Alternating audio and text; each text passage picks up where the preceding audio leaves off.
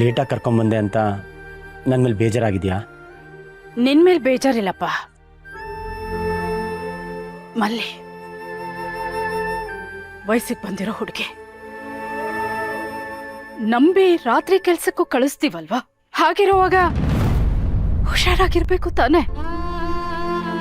ಏನೋ ನೀನ್ ಇದ್ದದಕ್ಕೆ ಸರಿ ಹೋಯ್ತು, ಇಲ್ಲ ಅಂದಿದ್ರೆ.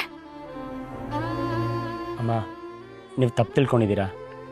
ಮಲ್ಲಿ ಬೇಗ ಬೇಗ ಕೆಲಸ ಎಲ್ಲ ಮುಗಿಸ್ಬಿಟ್ಟು ಓಡಬೇಕು ಅಂತಾನೆ ಇದ್ಲು.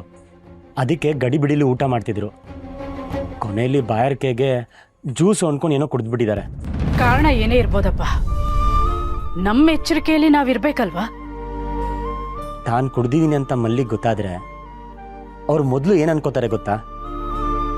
ನನ್ನಮ್ಮ ತಲೆ ತಗ್ಸೋ ಅಂತ ಕೆಲಸ ಮಾಡಿದೆ ಅಂತ ಬೇಜಾರು ಮಾಡ್ಕೋತಾರೆ. ಮಾಡದೇ ಇರೋ ತಪ್ಪಿಗೆ ನೀವು ಕ್ಷಮಿಸೋ ತನಕ ಪಶ್ಚಾತ್ತಾಪ ಪಡ್ತಿರ್ತಾರೆ. ಗೊತ್ತಿದ್ ಮಾಡಿದ್ರು ಗೊತ್ತಿಲ್ದೆ ಮಾಡಿದ್ರು ತಪ್ಪು ತಪ್ಪೆ. ತಪ್ಪು ಮಾಡಿದ್ಮೇಲೆ ಪಶ್ಚಾತ್ತಾಪ ಪಡ್ಲೇಬೇಕಲ್ಲ, ಅದೇ ಶಿಕ್ಷೆ. ಅಂದರೆ ನನಗೂ ಶಿಕ್ಷೆ ಆಗ್ಬೇಕಲ್ವಮ್ಮ? ನಿನ್ಗೆ ಯಾಕೆ? ಮಲ್ಲಿ ಕುಡ್ದಿದ್ದೀರ ಅಂತ ಗೊತ್ತಾದ ತಕ್ಷಣ ಡೈರೆಕ್ಟಾಗಿ ಮನೆಗೆ ಕರ್ಕೊಂಡು ಬರಬೇಕಾಗಿತ್ತು. ಅದನ್ನು ಬಿಟ್ಟು ಅವ್ರಿಗೆ ಸಮಾಧಾನ ಮಾಡ್ಕೊಂಡು ಕರ್ಕೊಂಬರೋದಲ್ಲಿ ಲೇಟ್ ಮಾಡಿದೆ. ನೀವು ನನ್ನ ಮೇಲೂ ಕೋಪ ಮಾಡ್ಕೊಳ್ಬೇಕಲ್ವಮ್ಮ? ಕೋಪ ನಿನ್ಮೇಲೆ ಯಾಕಪ್ಪ ಮಾಡ್ಕೊಳ್ಳಿ? ಕುಡ್ದು ಹೇಗೇಗೋ ಆಡಿರ್ತಾಳೆ, ಅವಳನ್ನ ಸಂಭಾಳಿಸಿ ಕರ್ಕೊಂಬರಕ್ಕೆ ಇಷ್ಟೊತ್ತಾಗಿರುತ್ತೆ. ನಿನ್ನ ಉದ್ದೇಶ ತಪ್ಪಿರ್ಲಿಲ್ವಲ್ಲ?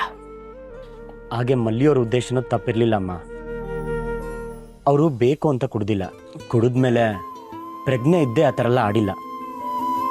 ತಿಳಿದು ನಾನು ಮಾಡಿದ್ದು ತಪ್ಪಲ್ಲ ಅಂದಮೇಲೆ ತಿಳಿದೇ ಅವ್ರು ಮಾಡಿರೋದು ತಪ್ಪಲ್ಲ ಅಲ್ವಮ್ಮ?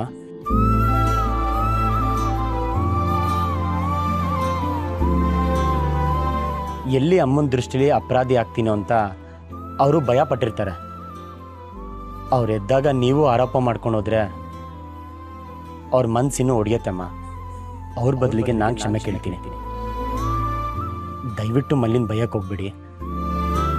ಇದು ನನ್ನ ರಿಕ್ವೆಸ್ಟ್ ಅಂದ್ಕೊಳ್ಳಿ ಪ್ಲೀಸ್ ಅಮ್ಮ.